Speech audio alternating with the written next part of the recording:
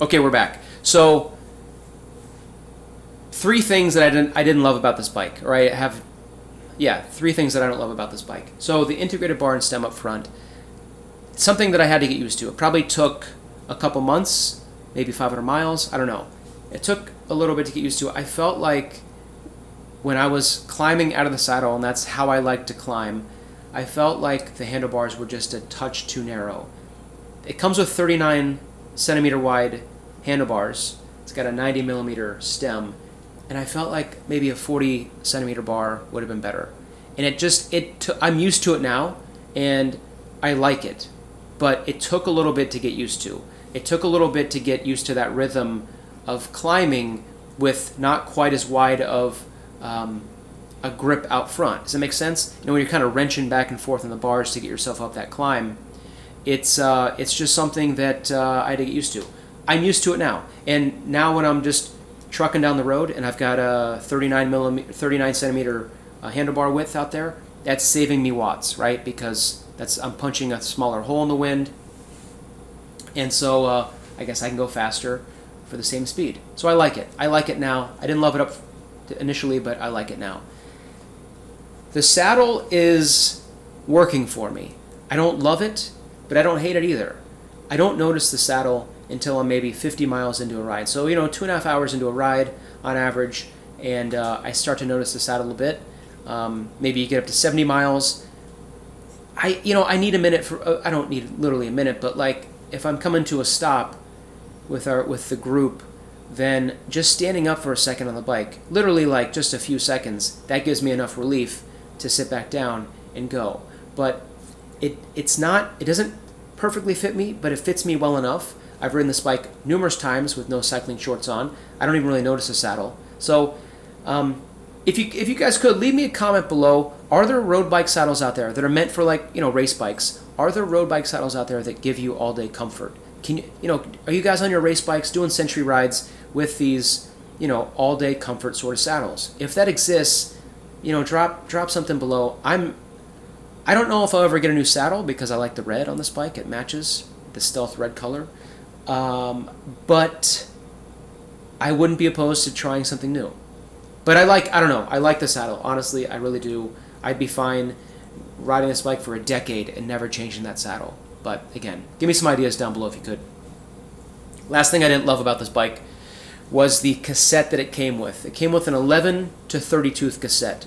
And it's an 11 speed, 11 to 30 tooth Dura Ace. And that's a great all-arounder style cassette. I mean, if you're doing a lot of climbing, 30 tooth, having the 27, the 30 on there, that's nice. I switched it out for a 11 to 25, just because some of the jumps as you get nearer to the 11 tooth are not as great with this cassette. So, okay, the 30 tooth, here's how the cogs went. It went from 30 to 27, 24, 21, 19, 17, 15, 14, 13, 12, 11.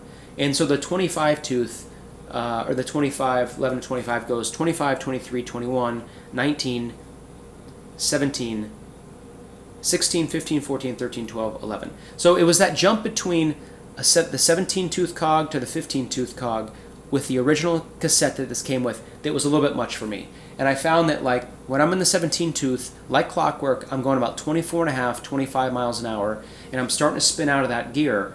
And then when I'd shift to the 15 tooth, then I felt like I'm grinding. So I went from like spinning to grinding, and I needed a 16 tooth.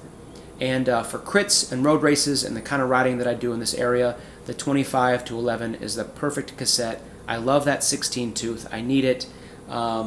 Maybe that's more indicative of the power that I put out. If I was a stronger rider, maybe that jump from a 17 to a 15 wouldn't be a big deal, but I want that 17, 16, 15, 14 kind of combination. But you know what? I have the other cassette, and it's great. So when I do that hilly ride again that I was talking about, the 4,000 feet of climbing, then I'm going to throw that cassette back on, because I don't think I ever needed to get into my small chainring up front. I could do my 52 up front and the 30 in the back, and that killed all the hills. Loved it.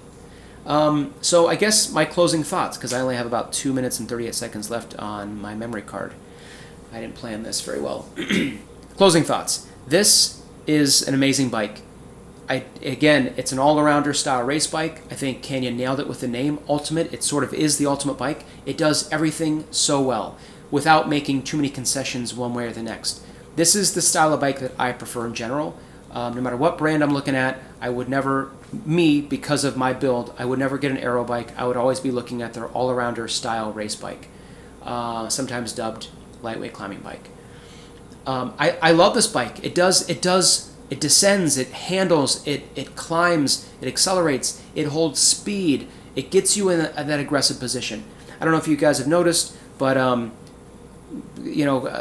if you look at the last video compared to this one, the original upload I did about 5 months ago, I've dropped the stem, I've I've dropped the handlebar and stem combination, I've upped the seat.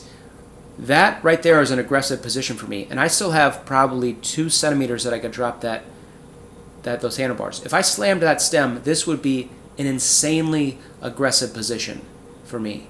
So this bike has the ability to put you in a really aggressive position, and it has the ability to put you in maybe a more relaxed position, but you're still stretched out, right? You're still going to be stretched out regardless of where you have that stem in terms of, spacers on top and bottom.